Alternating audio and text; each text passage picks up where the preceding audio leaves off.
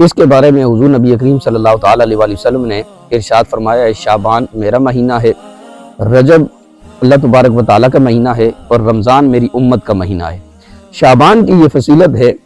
کہ فرمایا شعبان گناہوں کو دور کرنے والا ہے اور رمضان بالکل پاک کر دینے والا ہے۔ اسی طرح نبی کریم صلی اللہ علیہ وسلم نے ارشاد فرمایا ہے، رجب اور رمضان کے درمیان شعبان کا مہینہ ہے، لوگ اس کی طرف سے غفلت کرتے ہیں،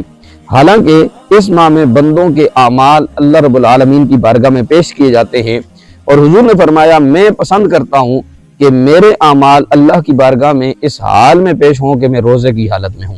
تو اس سے پتہ چلا کہ رمضان سے پہلے جو شعبان کا مہینہ ہے، اس میں روزہ رکھنا چاہیے اور اس سے انسان گناہوں سے پاک صاف ہو جاتا ہے۔